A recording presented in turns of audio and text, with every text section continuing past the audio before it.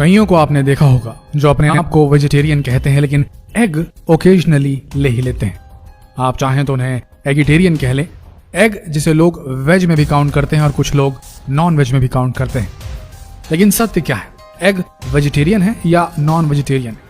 ये वीडियो इसी तथ्य की पड़ताल करेगा, तो बने रहिए इस वीडियो के अंत तक। और अब तक आपने अगर शिव पुराण पेज को फॉलो नहीं किया है तो यही सही समय होगा। अभी फॉलो कीजिए शिव पुराण को और पाइए एक्सक्लूसिव वीडियो सीधे आपके न्यूज फीड में। अंडा वेज है या नॉन वेज, इसके लिए हमें समझना होगा कि वेज और नॉन वेज की धार्मिक परिभाषा क्या है। देखिए, जिसमें जीवन है, जिसके अंदर हाड़ मांस है, जिसके अंदर रक्त है, वो नॉन वेज की श्रेणी में आएगा, मांसाहार कहलाएगा। वहीं वेज क्या है? वो जो स्थूल है, वो जिसे दर्द नहीं होता, वो जिसमें कटांश है, जिसको काटने से उसकी मृत्यु नहीं होती, उसे वेजिटेरियन शाकाहार कहा जाता है। जब आप आम का फल खाते हैं तो क्या पेड़ की मौत होती है? नहीं ना। आप गेहूं खाते हैं तो क्या गेहूं के पौधे की मौत होती है? बिल्कुल नहीं होती। आप तुलसी पत्र तोड़ते हैं तो क्या तुलसी का पौधा मर जाता है? नहीं ना। बहुत सारी वनस्पतियों की चीजें खाते हैं, उसमें पेड़ की मृत्यु नहीं होती। लेकिन क्या आप अगर किसी मुर्गी की गर्दन काट ले, टांग काट ले, तो क्या वो जीवित रहेगी? खुद सोच के देखिए इस बात को। अंडा मूलतः भ्रूण है। एक तरफ तो हम कहते हैं भ्रूण हत्या महापाप है और दूसरी तरफ हम किसी का भ्रूण खाते हैं। ये कितना सही है हमें सोचना होगा। हमें सोचना है कि हम सही हैं या गलत।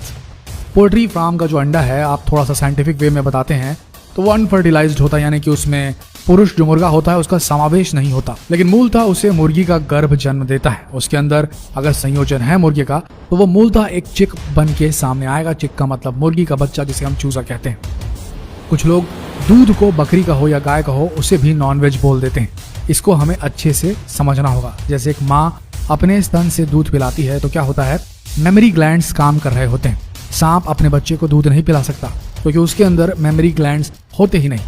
एनिमल किंगडम में मैमल्स एक ऐसी प्रजाति है जिसके पास में मेमोरी ग्लैंड्स उपलब्ध हैं। चाहे वो बंदर हो, चाहे वो कुत्ता हो, सब में मेमोरी ग्लैंड्स होते हैं।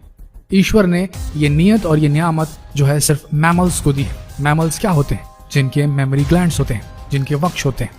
मात्र मैमल्स को, वक्षधारियों को ही ये ईश्वर का आशीर्वाद है कि आप गर्भावस्था के समय स्तन पान करा सकते हैं।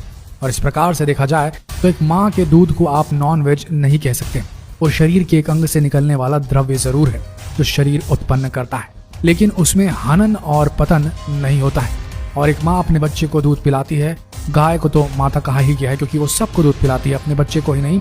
उसके लिए हर व्यक्ति, हर मनुष्य, चाहे वो रेप्टाइल ही क्यों ना हो, हम सांप को भी तो दूध पिलाते हैं ना।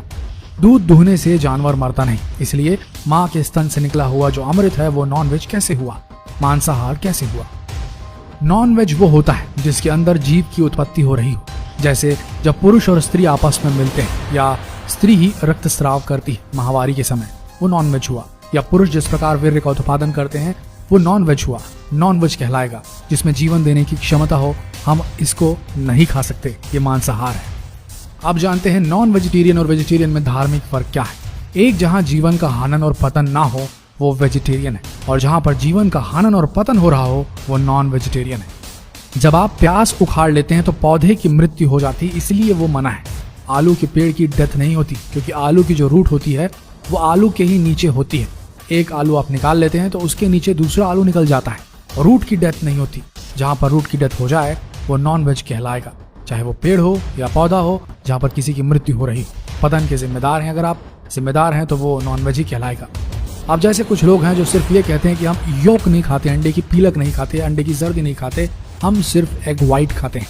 यहाँ पर भी आपको ये बताना चाहेंगे कि एग वाइट प्रोटीन है। हमारे शरीर में हमें वेजिटेरियन सोर्स से प्रोटीन मिलता है, वो प्राइमरी प्रोटीन कहलाता है। जितना भी हमें अंडे से, मांस से प्रोटीन मिलता है वो सेकेंडरी प्रोटीन कहलाता है। आप ये कैसे जस्टिफाई कर सकते हैं कि अंडा जिसमें जीवन संभव है, वो आप अंडे को रख के देख लीजिए, अंडे में सड़न आनी शुरू हो जाएगी। वो कैसे, किस तरीके से उसका एग वाइट भी किस प्रकार से शाकाहारी हो सकता है? वो भी मांसाहारी ही कहलाएगा क्योंकि उसी से सोर्स ऑफ न्यूट्रिशन मिलता है चूजे को।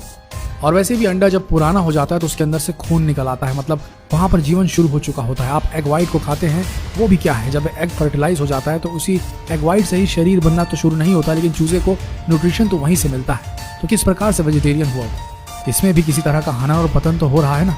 दूध पीने से किसी प्रकार का हनन पतन नहीं होता, पनीर खाने से नहीं होता, दही खाने से नहीं होता।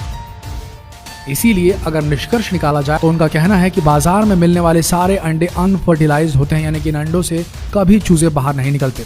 सो वैज्ञानिकों की दृष्टि से ये शाकाहारी हुए, लेकिन धार्मिक दृष्टिकोण से देखें तो क्योंकि जीव का हनन हो रहा है, पतन हो रहा है, तो वो शाकाहार कभी नहीं हो सकता, वो मांसाहार ही कहलाएगा। यही सही दृष्टिकोण भी है। तो जितना हो सके इस वीडियो को शेयर करें ताकि लोगों तक ये मैसेज पहुंच सके। व्हाट्सएप पे शेयर कीजिए, फेसबुक पे शेयर कीजिए और इस संदेश को देश के घर घर तक पहुंचाइए।